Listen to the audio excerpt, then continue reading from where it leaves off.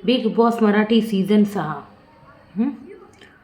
Opening voting trend. Sorry जरा लेटच झाले मी ओपनिंग वोटिंग ट्रेंड सांगायला. मी 1-2 वाजताच करणार होते बट नाही करता आला. ठीक आहे. ओपनिंग वोटिंग ट्रेंड्समध्ये नंबर 9वर कोण आहे? नंबर 9वर आहे आयुष संजीव. आयुष संजीवचा जो गुडबुक्सवाला गेम आहे तो एकंदरीत सगळ्यांनाच आवडत नाही आहे. गुडबुक्सवाला गेम, त्याच गेमवर रितेश सरांनीही प्रश्नचिन्ह निर्माण केलं होतं. आणि त्यातलं त्यात त्याच्या कॅप्टन्सीवर पण जे प्रश्न आहे ते येणारच होते. कारण जी गुडबुक्सवाली गेम आहे ना, टोळीच्या विरोधात जाणं नाही किंवा मग या ज्या गोष्टी तो त्या करत होता जे कोणालाच आवडत नाही आहे. तो जे ना म्हणजे गुडबुक्सवाली गेम खेळतो ते लोकांना आवडत नाही. सर्वात महत्त्वाचं कॅप्टन्सीमध्ये तो प्रत्येकाला जाऊन विचारत होता नाही का, एक वेटरसारखा काय अनुश्रीला रिक्वेस्ट करत होता. तुम्ही बघितलं असेल, झोपू नको बाई किंवा काय.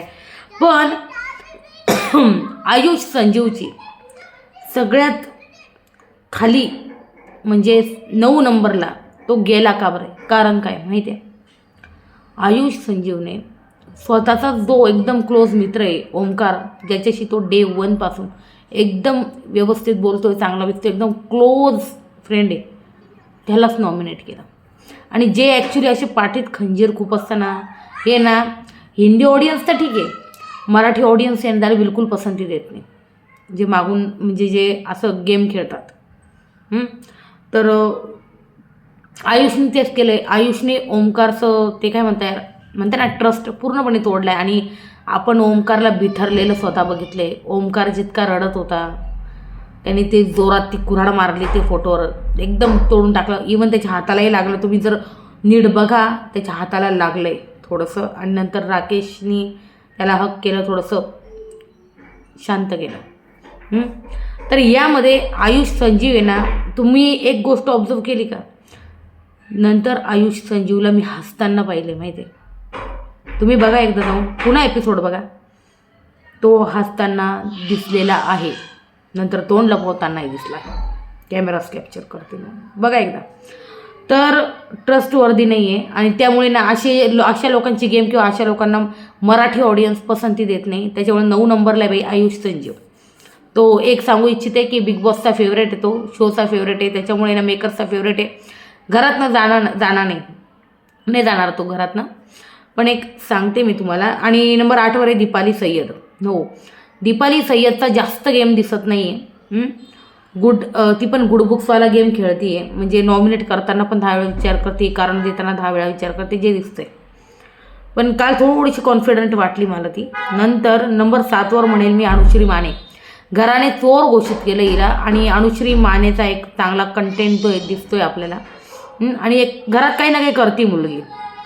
त्यानंतर नंबर 6वर आहे ओमकार राऊत. ओमकारला खूप सिंपथी मिळाली लोकांकडून. ज्याप्रमाणे आयुषनी म्हणजे त्याच्या पाठीत मैत्री असू नये, जे खंजीर खुपसला वगैरे आपण जे बोलतो, ठीक आहे गेम आहे आपल्याला मान्य आहे. पण आहे ना, मराठी ऑडियन्स हा गेम पसंत नाही करते. हिंदी ठीक आहे करते, पण मराठी ऑडियन्स असा गेम पसंत नाही करत.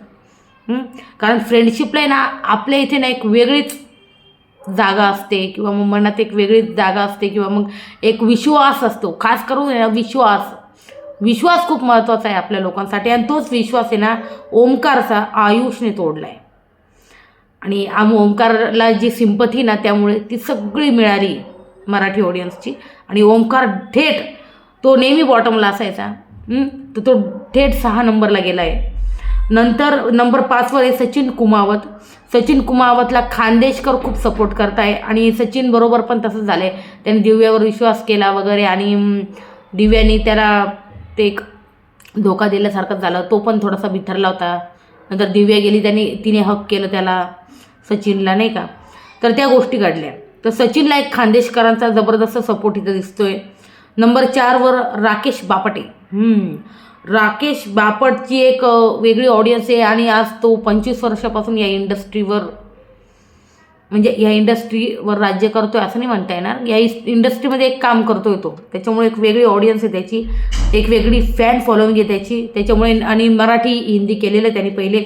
आणि तुम्हाला तर माहिती आहे राकेश बापट वर्सेस विशाल किती चालतं. त्यामुळे राकेश नंबर 4ला. तर नंबर 3ला प्रभू शेळके. घरामध्ये जर मला कोणाचा गेम आवडतो ना एकदम स्ट्रेट फॉरवर्ड, एकदम निडर, तर तो प्रभू शेळके. भले त्याच्या रील्स लाख कशा पण असो, आपल्याला त्याची काही घेणं देणं नाही.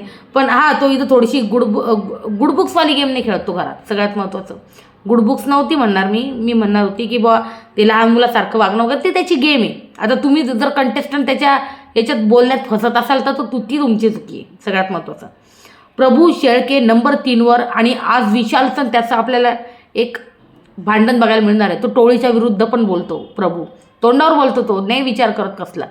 तर हे असेच कंटेस्टंट बिग बॉसमध्ये बघायचे असतात, पाहिजे असतात. तो एक पॉवरफुल कंटेस्टंट म्हणून प्रभू शेळके दिसतोय आपल्याला. नंबर 2वर आहे दिव्या शिंदे. दिव्या शिंदेला एक वेगळी ऑडियन्स जी यांना सपोर्ट करते पहिल्यापासून आणि करते पण आहे. आणि दिव्या शिंदेचा ती राकेशला सोडून गेम खेळेल तो अजून भारी वाटेल थोडासा, मला असं वाटतंय. तर दिव्या शिंदे नंबर 2वर. तर नंबर 1वर राज्य करतोय रोशन भजनकर. नंबर 1वर रोशन भजनकर. जबरदस्त वोट्स आणि सपोर्ट त्याला पहिल्यापासून मिळतोय. हा आता नवीन तो नंबर 1वर नाही आला. तो जेव्हा पण येतो तो नंबर 1वरच राहतो आणि त्याची गेमही चांगली दिसते घरात. तो त्याचे मुद्दे पण मांडतोय, जसे काल पण मांडले त्याने. फक्त काल एक ते गरीब कार्ड आहे ना, ते नव्हतं बोलायला पाहिजे. त्यांनी जे बोललं आहे, मी रिव्ह्यूमध्ये सगळं सविस्तर बोलले, तुम्ही जाऊन बघायचं तर बघू शकता कालचा. पण ते सोडलं तर बाकीचा रोशनचा गेम एकदम बेस्ट आहे, बाकी काही नाही. तर हे होते ओपनिंग वोटिंग ट्रेंड. तुमचं याबद्दल काय म्हणणं आहे आणि तुम्ही कोणाला घराच्या बाहेर जाऊ बघतात मला सांगा. म्हणजे कोण गेलं पाहिजे घरातून बाहेर, दीपाली, आयुष, अनुश्री किंवा ओमकार? सांगा मला कमेंट सेक्शनमध्ये. सध्या तर खूप गरम आहे ह्या गोष्टी की बाई रुचिताने मारलंय करणला. आता बघूयात काय होतं, काय मेकर्स काय डिसिजन घेतात. जर रुचिता घरातनं गेली समजा तर यातलं कोणीच जाणार नाही, नो एविक्शन होईल, कारण रुचिता ऑलरेडी घरातनं जाईल. तर तुमचं काय म्हणणं आहे यावर मला सांगा कमेंट सेक्शनमध्ये. व्हिडिओ आवडल्यास लाईक, शेअर आणि सबस्क्राईब करायला बिलकुल विसरू नका.